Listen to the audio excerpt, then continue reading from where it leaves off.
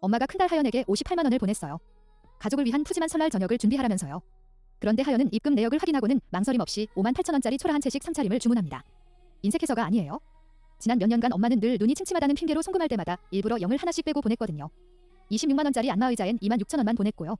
43만 원짜리 새 휴대폰엔 4만 3천 원만 보냈습니다. 5년 동안 하연은 엄마 체면을 지켜주려고 묵묵히 3천만 원에서 4천만 원을 보태왔어요. 단 한 번도 불평하지 않았습니다. 그런데 설날 당일 엄마가 똑같은 수법을 쓴 거예요. 5만 8천 원으로 58만 원짜리 연회를 준비하라고요. 동생 샤오샤오가 그 모습을 보고는 즉시 부채질을 시작합니다. 언니가 분명 그동안 차액을 챙겨왔을 거라며 비꼬듯 비난했어요. 그런데 엄마는 하연을 변호하기는커녕 동생과 다투지 말라고만 했습니다. 그 순간 하연은 완전히 마음이 식었어요. 5년간의 헌신과 효심이 엄마의 기본적인 신뢰조차 얻지 못했으니까요. 저녁이 되자 친척들이 약속대로 모였습니다. 하지만 상위에 가득한 청경채와 물을 보고는 모두 어안이 벙벙했어요. 다들 하연에게 뭔가 잘못된 거 아니냐고 따졌습니다. 예년 설날상에는 전복, 랍스터, 킹크랩이 올랐는데 올해는 왜 시든 채소 몇 접시냐고요. 엄마는 체면이 구겨져서 당장 하인이 일을 제대로 못했다고 꾸짖었어요. 동생 샤오샤오는 기회를 놓치지 않았습니다.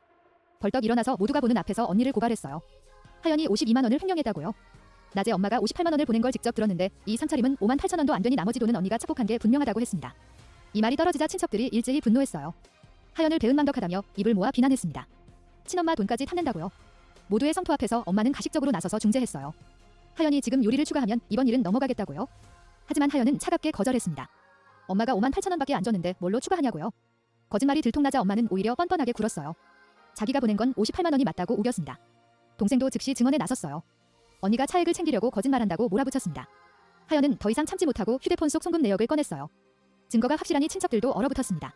엄마는 황급히 노안으로 잘못 보냈다며 지금 보충하겠다고 했어요. 그런데 동생은 물러서지 않았습니다. 언니가 그동안 엄마 돈을 그렇게 많이 탐냈으면 이 정도 차액은 스스로 메우는 게 당연한 거 아니냐고 신랄하게 비웃었어요. 하연은 그 말을 듣고 차가운 웃음을 터뜨렸습니다. 그제야 깨달았어요. 이건 설날 저녁이 아니라 자신을 겨냥한 함정이었다는 거요. 알고 보니 엄마는 매년 친척들 앞에서 체면을 차리려고 설날상의 마음대로 요리를 추가하도록 방치했던 겁니다. 58만 원 기준이 계산할 땐 항상 145만 원에서 290만 원이 됐어요. 그 구멍은 전부 하연이 혼자 조용히 메워왔던 거예요. 친척들의 부추김 속에서 동생은 더욱 기승을 부렸습니다. 하연에게 증거를 내놓으라고 그동안 도대체 얼마를 탐했는지 계산하라고 요구했어요. 이모는 더 심했습니다. 바로 휴대폰을 꺼내 생방송을 켰어요. 온라인에서 하연이 가족까지 속이는 배은망덕한 놈이라고 고발했습니다.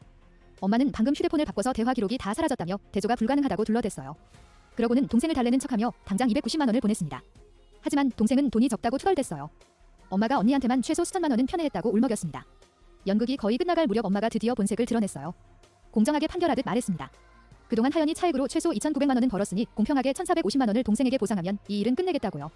결국 이 모녀는 짜고 치는 고스톱으로 하연에게서 거금을 뜯어내려 했던 겁니다. 모두가 하연이 증거가 없어서 억울하게 당할 거라고 생각했을 때요. 그녀는 갑자기 웃었습니다.